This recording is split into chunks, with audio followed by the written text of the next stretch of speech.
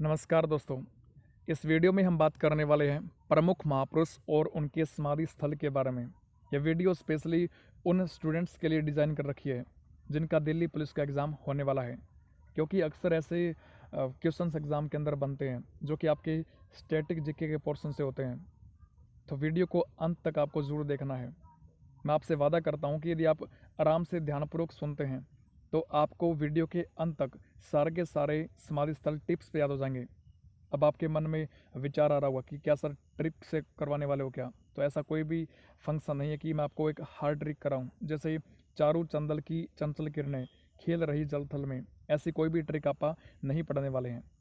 Basically इस video में हम एक साइड में व्यक्तियों के नाम पढ़ेंगे और दूसरी साइड में आप उनसे संबंधित समाधि स्थलों को पढ़ेंगे। तो व्यक्ति के नाम में से आप कोई छोटा सा कीवर्ड निकालेंगे और वैसा ही समाधि स्थल में से छोटा सा कोई कीवर्ड निकालेंगे। इस तरीके से रिलेट करके आपको मैं समझाऊंगा और वादा है मेरा कि आपको वीडियो के आखिर तक सब कुछ याद हो चुका होगा। टिप्स पे रटने की आपको ज़रूरत बिल्कुल भी नहीं पड़ेगी। और इसकी जो पीडीएफ है वो आपको मेरे टेलीग्राम चैनल वर्ल्ड अवेयरनेस पे मिल जाएगी। तो बिना किसी देरी के स्टार्ट करते हैं इस वीडियो को। सबसे पहले आप देख सकते हैं, सबसे पहले है राजघाट, जो कि समाधि स्थल है महात्मा गांधी जी का, हमारे देश के राष्ट्रपिता का। अब इसको कैसे याद करना है? तो यदि आप इंडियन रेसिपी को फॉलो करते हैं तो आपने राजमा का नाम तो ज़रूर सुना होगा और इवन सभी ने टेस्ट भी किया होगा। राजमा कैसे याद करना है कि राजघाट में से आप राज निकालेंगे और महात्मा गांधी में से आप माँ को निकालेंगे। आपको सिर्फ माँ ही याद रखना है, ना मैं पढ़ना है, ना मी पढ़ना है, ना मो पढ़ना है, सिर्फ माँ पढ़ना है। राज है, माँ पढ़ना है, ठीक है। और किसी व्यक्ति के नाम में आपको माँ नहीं मिलेगा। तो ऐसे आप याद कर सकते हो। राजघाट, राजघाट में से राज निकाला और महात्मा गांधी में से माँ निकाला, तो राजमाँ। सेकंड बात करते हैं महाप्रयाण घाट, जो कि समाधि स्थल है डॉक्टर राजेंद्र प्रसाद का। अब महाप्रयाण के अंदर आप पै के नीचे रै देख सकते हैं पर, और डॉक्टर राजेंद्र में आप दै के नीचे सेम वही रै देख सकते हैं। और प्रसाद की बात करते हैं तो पै के नीचे रै सेम देख सकते हैं। तो महाप्रयाण में पै के नीचे रै, राजेंद्र में दै के नीचे सेम वही रै, और प्रसाद में पै के नीचे सेम वही रै। तो इस तरीके से आप याद कर सकते हैं रिलेट करके। आपको किसी और नाम में इस तरीके से दै पैक सै खै के नीचे रै नहीं मिलेगा। तीसरा है शांतिवन, जो कि समाधि स्थल है जवाहरलाल नेहरू का, देश के पहले प्रधानमंत्री का। अब इसको कैसे याद करना है? तो अक्सर आप सुनते हो कि हमारे देश के जो पहले प्रधानमंत्री पंडित नेहरू थे वो काफ़ी शांतिप्रिय आदमी थे। सेकेंड वर्ल्ड वॉर समाप्त होने के बाद में जब पूरी की पूरी दुनिया दो खेमों में बंट जाती है, शीत युद्ध स्टार्ट हो जाता है, तो एक खेमे को लीड कर रहा था आपका यूएसएसआर यानी सोवियत संघ, और दूसरे खेमे को लीड कर रहा था आपका यूएसए यानी कि अमेरिका। तो जब भारत से पूछा गया कि भैया आप किस गुट में शामिल होगे, क्या आप अमेरिका के साथ जाना चाहेंगे या फिर आप यूएसएसआर के साथ जाना चाहेंगे, तो बेसिकली पंडित नेहरू ने मना कर दिया। उन्होंने बोला कि मैं गुट निरपेक्ष की नीति को अपनाता हूँ, यानी किसी भी गुट को मैं फॉलो नहीं करता हूँ, या ना तो मैं यूएसएसआर के साथ जाऊँगा और ना ही मैं अमेरिका के साथ जाऊँगा। तो युद्ध से बचने के लिए उन्होंने गुट निरपेक्ष की नीति को अपनाया था। वही थे आपके पंडित जवाहरलाल नेहरू, देश के प्रथम प्रधानमंत्री। तो वो शांति देखना चाहते थे पूरे के पूरे विश्व में, तो इसलिए शांति वन की बात करते हैं तो पंडित नेहरू हो जाएगा। 4 नंबर पे है विजय घाट, जो कि समाधि स्थल है लाल बहादुर शास्त्री का। अब इसको कैसे याद करने हैं? तो लाल बहादुर शास्त्री हमारे देश के दूसरे पीएम। तो अक्सर अपना इनका एक नारा सुनते हैं, जय जवान जय किसान। एग्जाम के अंदर कई बार पूछा भी जाता है कि भैया जय जवान जय किसान नारा किसने दिया? तो लाल बहादुर शास्त्री का नारा है। तो आप आसानी से याद कर सकते हैं। विजय के अंदर आपको जय दिख रहा होगा, है ना? तो जय जवान जय किसान is equal to Lal Bahadur Shastri. 5 की बात करते हैं शक्ति स्थल इंदिरा गांधी।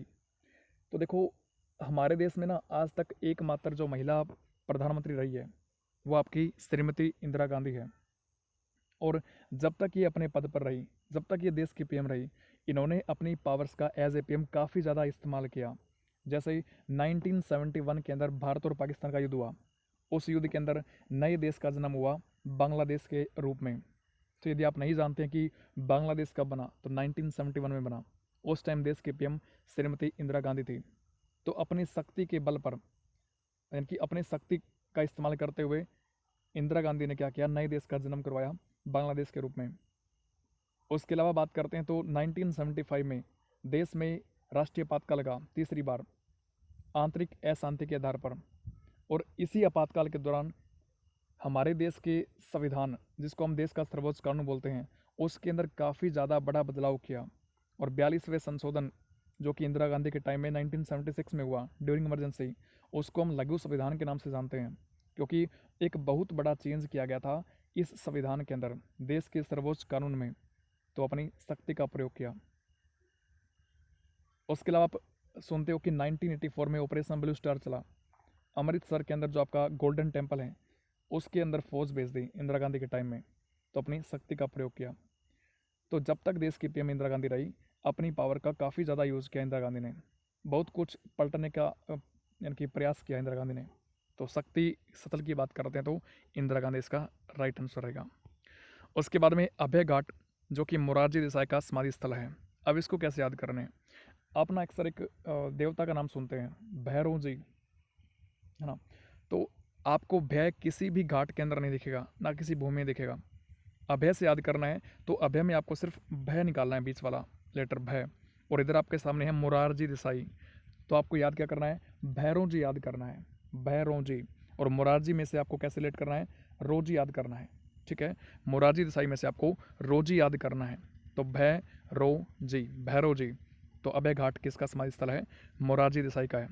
वीडियो यदि आपको अच्छा लग रहा है, कीवर्ड आपको पसंद आ रहे हैं, तो वीडियो को लाइक कर देना भाई, ठीक है। और बाकी आपने जो भी फ्रेंड्स वगैरह उनको शेयर कर दीजिएगा ताकि उनका भी फ़ायदा हो जाए। ऐसे क्वेश्चन अक्सर एग्जाम के अंदर पूछ लिए जाते हैं। चलिए आगे बढ़ते हैं। किसान घाट चौधरी चरण सिंह का समाधि स्थल है।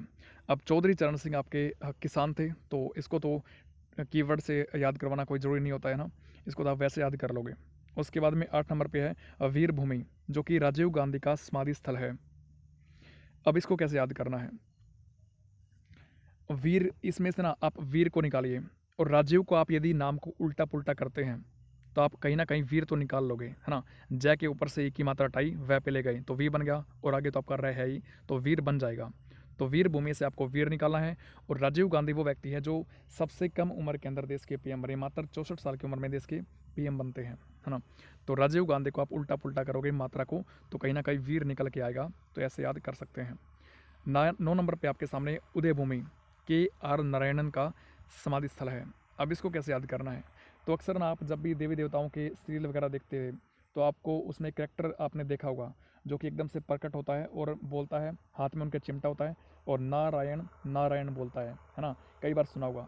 तो वो जो नारायण नारायण बोलते हैं वो एकदम से कहीं भी प्रकट होते हैं, कभी भोलेनाथ के पास प्रकट होते हैं, कभी आपके गणेश जी के पास प्रकट होते हैं। प्रकट होना यानी कि उदय होना कह सकते हैं।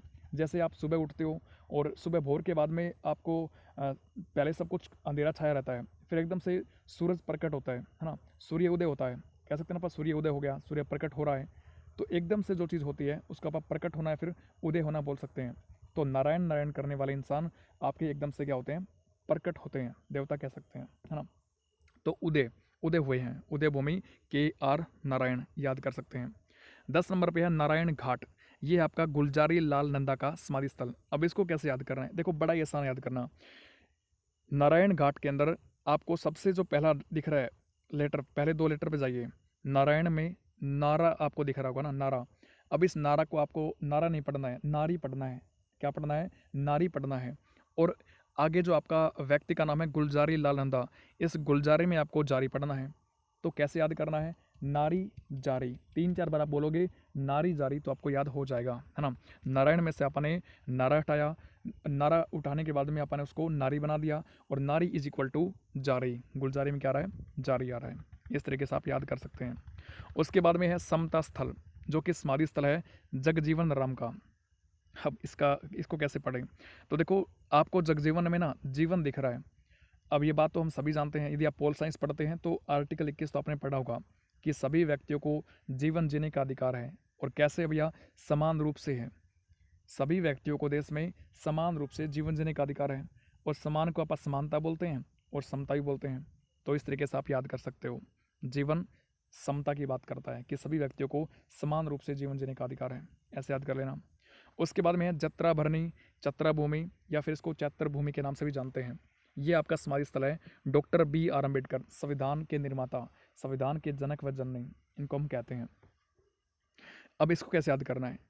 तो आप ना चतरा को चबूतरा पढ़ो। चतरा को क्या पढ़ना है? चबूतरा पढ़ना है। तो गांव के अंदर जो चबूतरा होता है, अक्सर आप उस पर देखते हो कि व्यक्ति बैठे बैठे कार्ड का गेम खेलते हैं ना, ताश का गेम खेलते हैं, या फिर कई बार दिन में व्यक्ति उस के ऊपर रेस्ट भी करता है, एज ए रेस्ट भी उसको यूज़ करता है चबूतरे को। चबूतरे के सिरहाना लगाया उधर और रेस्ट कर रहा है, लेट गया, सो गया, कह सकते हैं आप। तो कई बार व्यक्ति चबूतरे को एज ए बेड यूज़ करता है, बेड पे भी व्यक्ति रेस्ट करता है ना, और चबूतरे पे भी क्या करता है? रेस्ट करता है। तो हम चबूतरे को व्यक्ति क्या कर रहा है? एज ए बेड यूज़ कर रहा है। तो नाम में स्पष्ट होता है कि डॉक्टर BR अम्बेडकर, अम्बेडकर में से आप बेड को निकाल सकते हैं। तो इधर बेड है, इधर चबूतरे को आप एज ए बेड ट्रीट कर रहे हैं, तो आप ऐसे याद कर सकते हैं। एकता स्थल जो समाधि है वो आपकी ज्ञानी जैल सिंह की है, देश के राष्ट्रपति थे ज्ञानी जैल सिंह, प्रथम सिख राष्ट्रपति थे। इसको कैसे याद करना है? तो जो भी ज्ञानी व्यक्ति रहेगा, अब ज्ञानी व्यक्ति चाहे कोई भी हो, वो हमेशा ना एकता की बात करती कि सभी को मिलजुल के रहना चाहिए, क्योंकि ज्ञानी है भैया, तो ज्ञान से भरा पड़ा है, तो अच्छी अच्छी बातें करेगा, सिंपल सी बात है। तो वो हमेशा ना कभी तोड़ने की बात नहीं करता है, हमेशा एकता की बात करता है, क्योंकि ज्ञानी है। तो आप ऐसे याद कर सकते हैं कि ज्ञानी हमेशा एकता की बात करेगा। उसके बाद में 14 नंबर पे है कर्म भूमि, जो कि समाधि स्थल है डॉक्टर शंकर दयाल शर्मा का। अब जो ये व्यक्ति है, ये भी देश के राष्ट्रपति रह चुके हैं। इसको कैसे याद करना है? बड़ा ही आसान है भाई। देखो, कर्म के अंदर ना पहले दो चीज़ आप पढ़ना है, दो लेटर पढ़ो, कै रै में, यानी कि आपने कर पढ़ा ना, कै रै में, कर्म पढ़ा, कर पढ़ा आपने। और शंकर में भी आप क्या पढ़ते हो? संग के बाद में कर पढ़ते हो। तो इसके समाधि स्थल में भी आपका कर आ रहा है और शंकर में भी आपका कर आ रहा है, तो इस तरीके से आप रिलेट करके याद कर सकते हो। लास्ट और फाइनल आपका राष्ट्रीय स्मृति स्थल, जो कि समाधि स्थल है अटल बिहारी वाजपेयी का। तो इसकी ट्रिक आपको खुद बनानी है और मेरे को कमेंट करके बताओगे कि किसकी ट्रिक, मतलब कि जो बेटर ट्रिक बनाएगा उसको मैं हार्ट दे दूंगा, ठीक है। तो आज अपन ने क्या पढ़ा? आज हमने 15 क्या पढ़े? समाधि स्थल पढ़े। किस किस व्यक्ति का कौन सा समाधि स्थल है, काफ़ी ज़्यादा इंपॉर्टेंट है भाई। बहुत बार यहाँ से क्वेश्चंस एग्जाम के अंदर पूछे जाते हैं, और ऐसी छोटी छोटी क्लिप्स आपके लिए मैं लेके आता रहूँगा, और इस तरीके से आप चीज़ों को समझते जाओगे।